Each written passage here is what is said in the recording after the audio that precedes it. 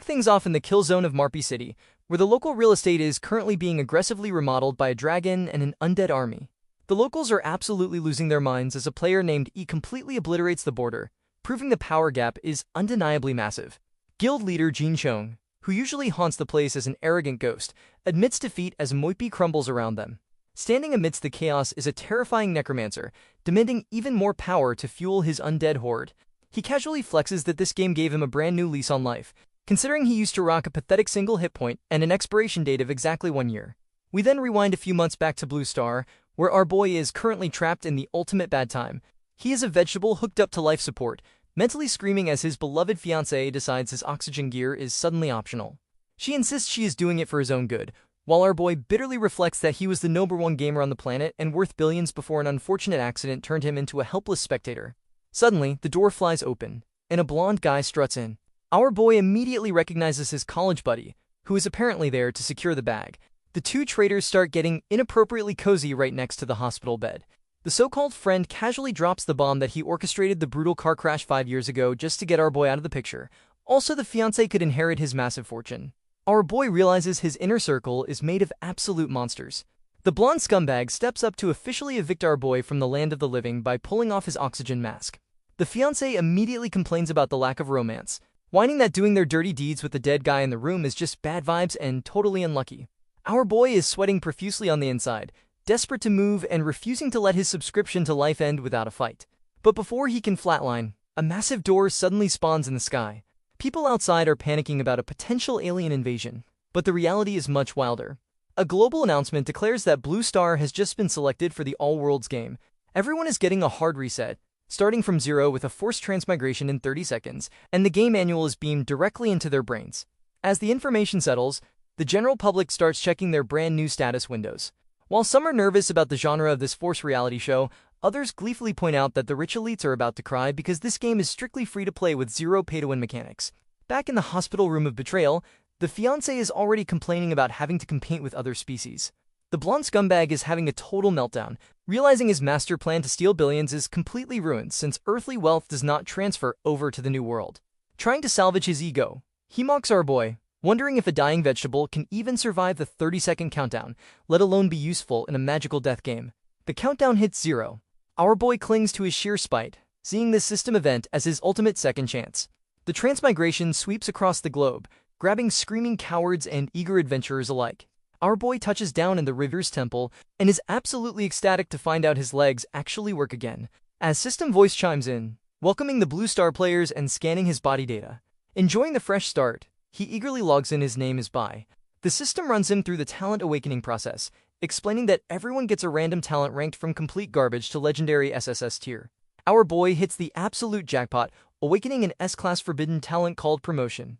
He is thrilled to discover that this beauty lets him permanently raise any item by 1 rank for free. If he wants to get spicy, he can use Ascension to burn resources for a 2-rank jump, or go full chaotic with Cataclysm, trading his actual lifespan for a 3-rank upgrade. To sweeten the deal, he gets 1 free Cataclysm use right out of the gate. Next up is class selection. He is given the standard options of physical, magic, defense, or support. He considers becoming a warrior or a mage, but the system immediately shuts down his dreams, brutally informing him that his base stats are too pathetic to meet the requirements. His only unlocked option is the Necromancer class. Realizing he doesn't actually have a choice, he accepts his spooky new destiny.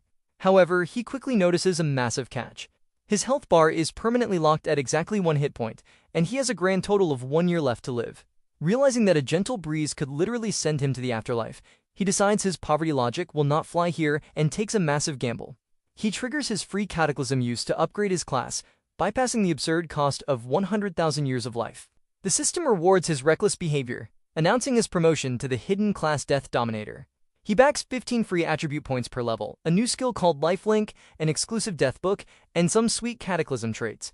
Our boy is absolutely thriving. With 10 seconds left before the game officially kicks off, he decides to skip the tutorial vibes and prepares to dive straight into the madness. Thinking back to his cheating ex and his backstabbing buddy, he vows to track down the treacherous duo and serve them a piping hot plate of pure despair. The system wraps up its dramatic countdown and drops the official death rules. Dying costs levels and a decade of lifespan, but thankfully the Novice Village Protection Plan means 0 lifespan penalties for now. The general public handles this forced transmigration terribly. One guy is openly sobbing for a big brother to carry him, while an office drone has a total meltdown about being late for work. The system politely ignores them, welcoming everyone to Novice Village 9527.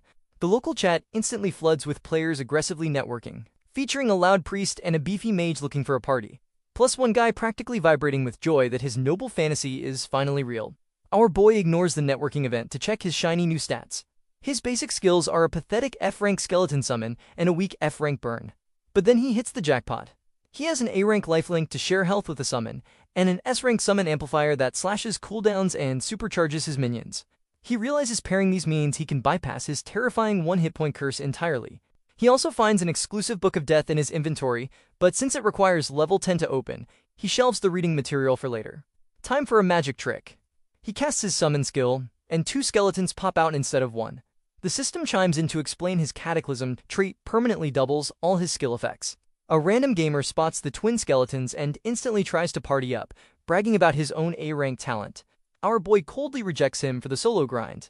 The rejected guy immediately throws a tantrum. Fetting our boy cannot even kill a walking chicken.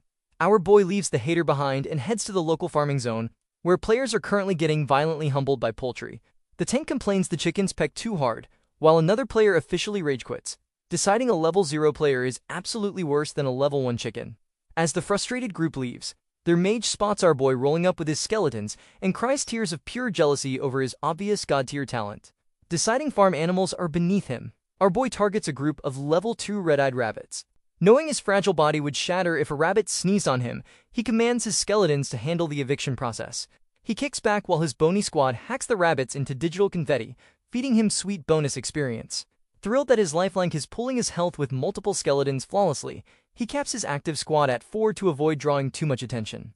But another party spots his leisurely stroll of death anyway. They are absolutely flabbergasted by his comfortable grind and correctly guess he is already topping the village leaderboards. The hustle pays off. Our boy hits level 1. Staring at his permanent curse of 1 year to live, he knows exactly where to dump his fresh stats. Since summons scale with spirit, he drops 11 points there and tosses 4 into agility because extra speed might just save his extremely fragile life. Riding the level up high, he remembers his promotion talent works on items and wonders if it works on skills. It absolutely does. His basic summon and burn skills get bumped to E rank. Even better, his A rank lifelink skyrockets into an S rank passive called Life Share, tethering his health to all his minions automatically. His summon amplifier evolves into the SS rank Deathmaster, giving him a massive 75% cooldown reduction and doubling his summon stats. Our boy realizes his health bar is essentially sitting at 9,000 hit points. With his army cap raised to 20, he completely tramshes his low-profile strategy. He hits his exclusive gear with the promotion beam next. The Book of Death transforms into the Death Codex, granting him a measly 15 extra spell power. Mildly offended by the weak buff, he shrugs it off until level 10. Time for the real grind. He marches into a zone swarming with level 3 demon cats. Laughing like a true villain, he unleashes a full squad of 20 skeletons.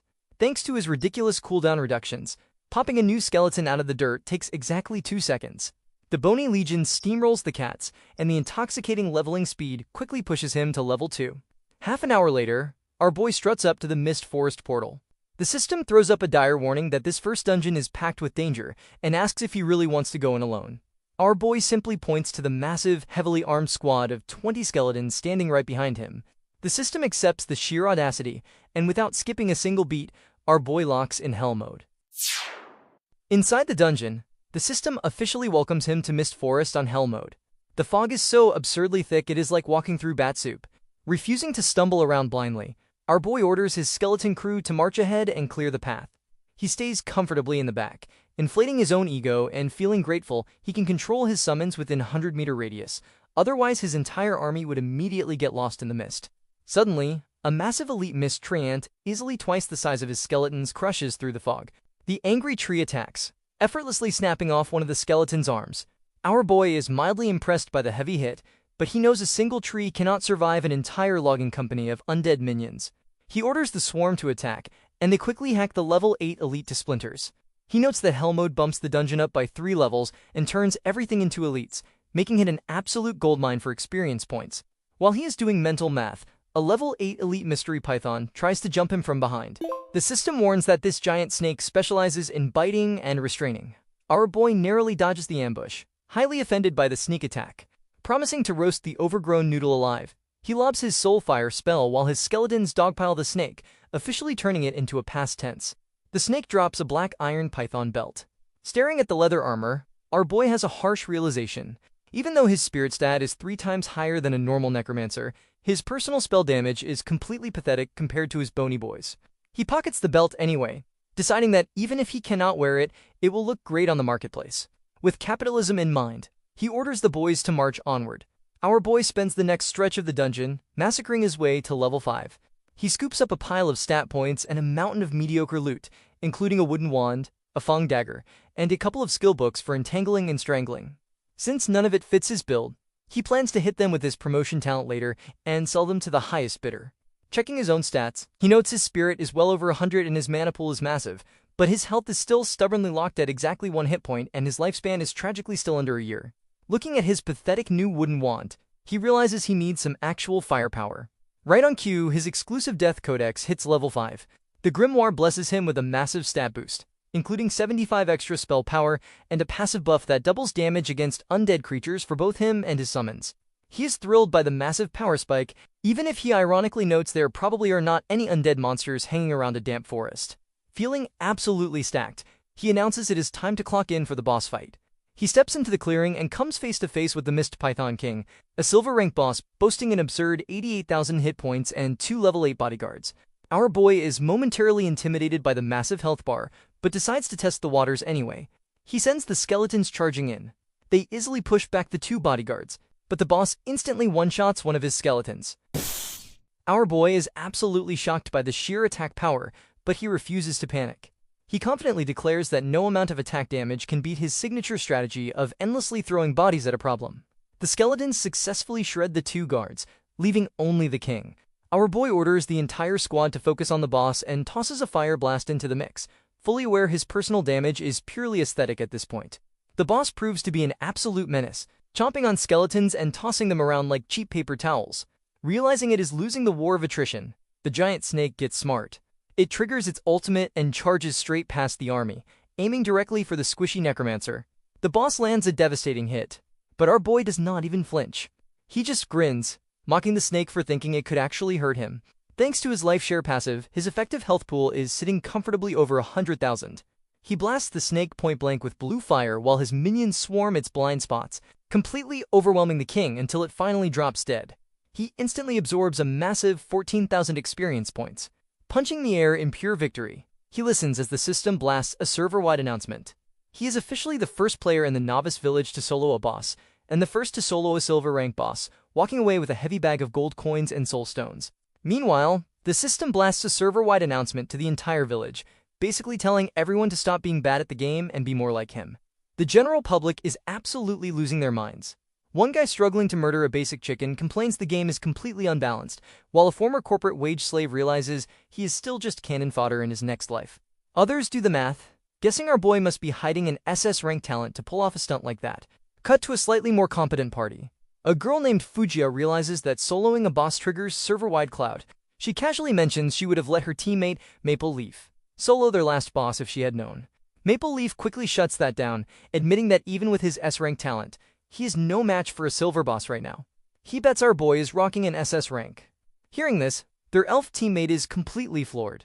The party's warrior suggests recruiting the mysterious legend, and Fujiya confidently agrees to send an invite, flexing that no man has ever turned her down. Back in the forest, our boy's inbox is suddenly flooded with a tsunami of friend requests. Having zero time for fans, he aggressively hits reject on all of them. He then checks out his new loot. He realizes the basic soul stones are literal lifesavers, offering a flat 30 days of extra lifespan each. Refusing to settle for basic, he uses his free promotion talent to upgrade one into an intermediate soul stone. The upgraded rock now grants a whopping 120 days of life. Doing the math on his 6 stones, he realizes he just bagged nearly 2 years of extra breathing time and immediately craves more. Sorting through the rest of the boss drops, he finds some useless skill books and a toxic ring. He promotes the ring to gold rank, unlocking a sweet passive that adds heavy poison damage to his attacks. Still, he cannot shake the fact that his bony minions got absolutely shredded by the boss. Deciding his army needs to hit the gym, he looks into his Ascension talent. Unlike his free promotion, Ascension requires resources. He grits his teeth and spends 5 precious gold coins to forcibly evolve his basic summon skill. The gamble pays off massively. His F rank skill skyrockets to D rank, upgrading his flimsy minions into heavy-duty skeleton soldiers and allowing him to summon actual skeleton archers. Calling out his new cuties, he watches massive, heavily armored skeleton warriors pull themselves out of the dirt. Scanning their monstrous new stats and their heavy strike skill, he realizes his 5 gold investment was an absolute steal. To test drive the new squad, he points them at 2 massive level 8 elite goblins. The new and improved army flattens the poor goblins in record time. Satisfied with the massive speed boost, our boy decides it is time to pack up and find a higher level farming zone. Meanwhile, back in the bustling city square, a guy jumps on a soapbox to establish the Grand Ambition Guild. The crowd is skeptical until he flashes his S-rank leader talent, which promises members massive bonuses to experience, drop rates, and stats. The crowd instantly turns into a desperate mob begging for an invite. But the recruiting event is rudely interrupted by a blinding, server-wide pin message. It is from Fuja, publicly begging our boy to accept her friend request so they can talk business. The entire server freezes in absolute shock. A pin message costs a staggering 10 gold coins, while most players are currently struggling to rub 2 copper pennies together. The guild leader guy is completely dumbfounded, wondering who this girl is and why she is throwing literal fortunes around just to get our boy's attention. Staring at the glowing message, our boy is deeply impressed by the aggressive financial flex. He reads her private offer, where she casually promises to cover all his gear and drop 100 gold coins in his lap just for joining her team. His poverty alarm instantly rings. Since everyone just crawled out of the tutorial, he demands to know how she is so absurdly rich. Instead of being secretive, she lays her cards on the table, proving that money is literally just a number to her. She reveals her SSS rank exclusive talent is the God of Wealth. She gets to shake a magic money tree every day for up to 999 gold coins, earns 1% daily interest on whatever she is holding, and has complete immunity to dropping her cash if she dies. Our boy finishes reading the God of Wealth talent, realizing this girl literally generates an entire GDP just by taking a nap. Despite the massive financial temptation, he decides that teaming up would just drag him into the spotlight, and the solo grind is much safer for his fragile existence. He politely rejects her incredibly generous offer, firmly stating he prefers to be a lone wolf. Over in the rich girl's camp, her ego takes a massive critical hit. She is absolutely fuming that a man actually dared to reject her. Her party awkwardly discusses the snub. The warrior shrugs it off, pointing out they can grind perfectly fine without him, but their mage quickly notes that their farming speed is going to crawl if they do not secure better gear soon. Right on cue, our boy slides back into her direct messages. He asks if she is open to a business transaction instead, offering to offload his massive mountain of spare gear and skill books. The rich girl's mood instantly flips.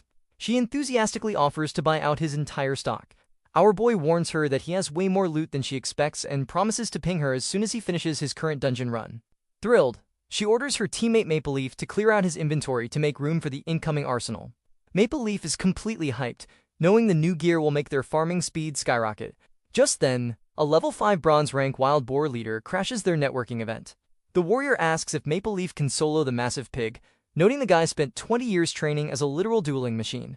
The rich girl immediately goes into tactical mode. She forces the party to dump all their health potions onto Maple Leaf and formally kicks him out of the group, so he can claim the solo kill credit. She desperately wants her own server-wide announcement and orders the rest of the team to stand guard. Maple Leaf launches his heroic attack, but the boar completely tanks the hit without flinching. Undeterred, the rich girl just smirks, entirely confident that her dueling machine will eventually whittle the pig down. Meanwhile, our boy is casually committing mass deforestation. He just flattened a level 8 silver rank goblin chief, scooping up massive bonus experience and officially hitting level 6. He casually flexes that his undead army allows him to basically walk sideways through the mist forest without taking a scratch.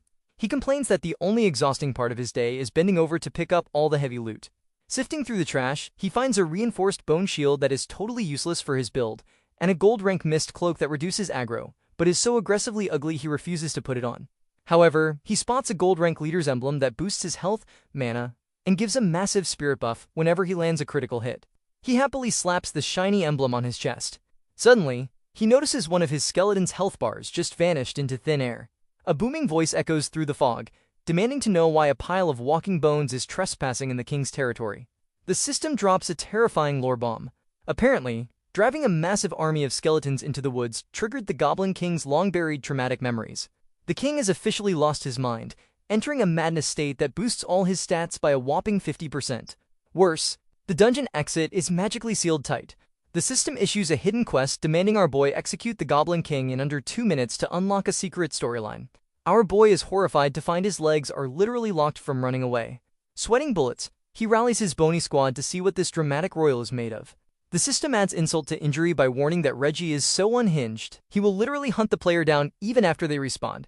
Taking down a berserk bold boss with over 300,000 hit points in 2 minutes is a wildly tall order, but our boy banks on his overwhelming numbers and sends the skeletons charging in.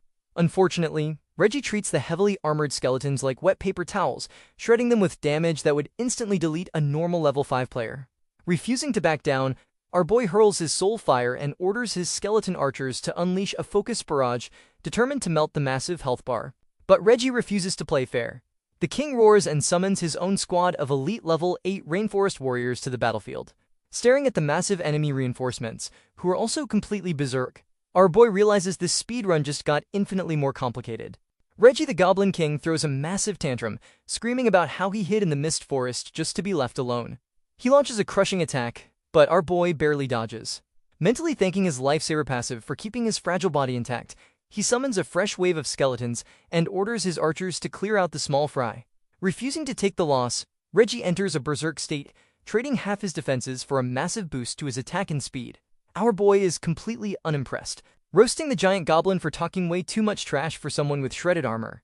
A server-wide notification suddenly announces that Maple Leaf has secured the first solo kill on a bronze rank boss.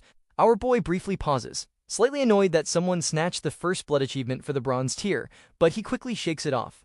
He decides he cannot be bothered to cry over pennies when a literal gold rank jackpot is standing right in front of him. His skeletons easily overpower the berserker goblin, and with a well-placed double shot, our boy officially evicts the Goblin King from the land of the living. He instantly absorbs a mountain of experience, rocketing up to level 7. The system blasts another server announcement, crowning him the first to solo a gold rank boss. He bags 12 basic soul stones and 12 gold coins, but notes the complete lack of item drops, wondering if the hidden storyline completely hijacked the loot table. Over in the village square, the Grand Ambition Guild leader is sweating profusely as his clueless lackeys aggressively hype him up. When the Maple Leaf announcement drops, a minion casually suggests they just stroll into the forest and hunt a gold boss next. The universe instantly humbles them by dropping the announcement of our boy's gold kill. The entire guild falls completely silent, leaving the leader shell-shocked and wondering what kind of broken talent our boy possesses. Back at the rich girl's camp, her party stares at the sky in pure disbelief, fully admitting that our boy is absolutely terrifying. The rich girl brushes it off, confidently insisting her bottomless wallet will help them catch up. Maple Leaf finally returns, and they officially head for the first dungeon. Meanwhile, our boy's dungeon run rapidly spirals into a total nightmare. Because he butchered Reggie in under 2 minutes, he triggers the hidden story, and the dungeon difficulty immediately spikes to catastrophe level. The mist fills with fading souls, and our boy squints at one, suddenly realizing his very first flimsy skeleton used to be a goblin. The true boss rises from the fog. It is Skeleton King Reggie, now a level 10 Dark Gold boss, boasting a completely absurd 1.8 million hit points. The Undead King groans about his inescapable fate, and starts pulling his own elite squad of level 10 skeleton warriors, mages, and archers out of the dirt. Scanning the massive enemy reinforcements, our boy nervously notes that just 6 of Reggie's elite summons have enough raw stats to rival his entire army of 20. Then the system drops the absolute worst news possible. The hidden story has fully activated, meaning the novice village protection system is officially disabled. If our boy dies here, he loses 10% of his lifespan with a minimum penalty of 10 solid years. Doing the frantic mental math, our boy realizes that even with his new stash of soul stones, he cannot afford a single death. Skeleton King Reggie answers by unleashing a devastating thunder smash, dropping massive 10,000 damage numbers across the board. Staring at his imminent bankruptcy of life, our boy desperately orders his archers to focus their fire before his entire army gets permanently wiped off the map. Our boy reads the system window, confirming that burning 5 years of his lifespan to hit his summon skill with a Cataclysm upgrade was absolutely worth the cost. The C-rank skill permanently upgrades his flimsy minions into massive skeleton warriors with absurd stats and a brutal heavy strike. Pointing at Reggie, he probably declares he can summon an elite hit squad too. He unleashes the massive warriors, and they hit the boss like a freight train, dropping massive 5-digit damage numbers with every swing. Reggie throws a purple tantrum.